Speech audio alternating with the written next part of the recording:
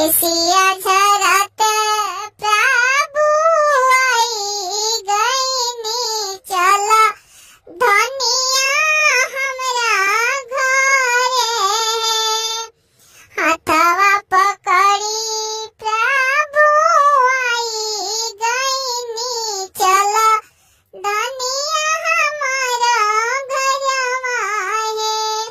कैसे में जाई प्रभु जी रउआ संगवा अमा बिनवा छती फाटे है कैसे में जाई प्रभु जी रउआ संगे मम्मी बिना छती फाटे मचिया बैठला धनिया अम्मा देखी है अपन अम्मा बिसारी दीहा हो मचिया बैठला धनी हो सासू देखी है अपन मम्मी बिसारी दीहा हो दुनिया की है बे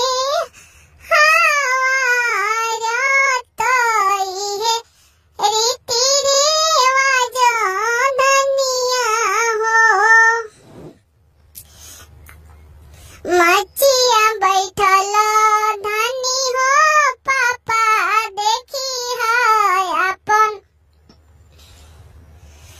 पापा बिसारी दीहा हो हाथवा पकड़ी प्रभु चला धनी हमरा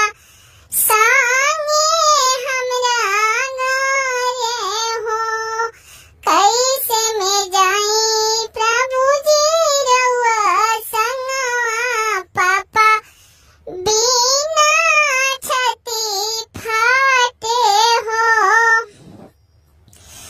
मचिया बैठल धनी हो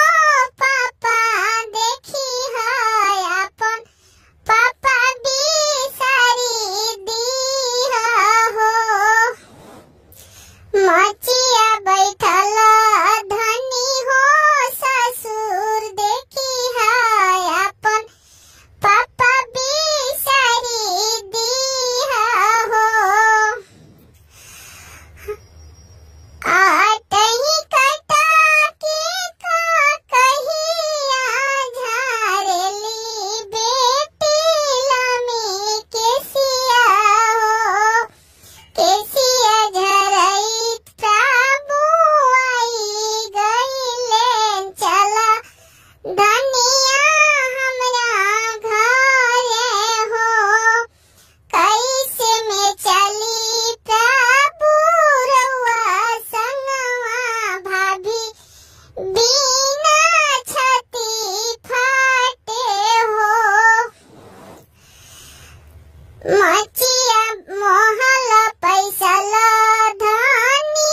दीदी देखी है अपन भाभी बिसारी दीहा हो महल पैसल धनी हो दीदी देखी है अपन भाभी बिसारी दीहा हो दुनिया के ये बेहारत दुनिया में रीति बारे हो कमाछी से लोरवा पापा पूछता रो हमरा से न बतवता रो गमा कुछ ही कुछ पापा छिपाता रो बेटी से न बतवता रो गमाछा से लोरवा पापा हो पूछता रो हमरो बेटी से न बतवता रो गमाछा से लोरवा पापा पूछता रो बेटी से न बतवता रो हाथवा में लीला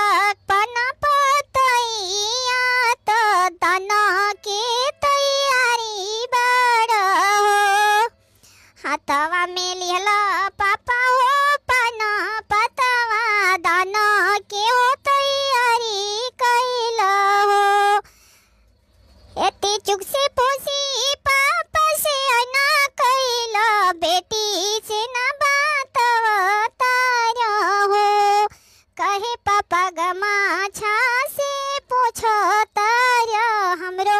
से न बतावो तारा हो। कहे पापा अंगना में तिलक लोग खड़े बाए तिलक ले हले हो। हाथवा में लीला पापा कलश पनवा आँखा वासी नैना ढरे हो। बेटी से न पापा तू बतावा तारा तू कुछ छिपावा तारा हो। कहे पापा बड़े निशा जन लोग आंगा नामे बीरन लुगावा हो। कुछ पापा हमरा से छिपावा तारा कुछ ना बतावा तारा हो। अंगना में पापा तिलक रखले बड़ा सजन लोगावा बरतिया आइले हो। कहे पापा हमरा से छिपावा तारा गमा छा से नैना पूछे हो। कहे पापा हम बेटी से छिपावा तारा कुछो ना बतावा तारा हो। हाथवा में लिहला पाना फूलावा ही दनवा पापा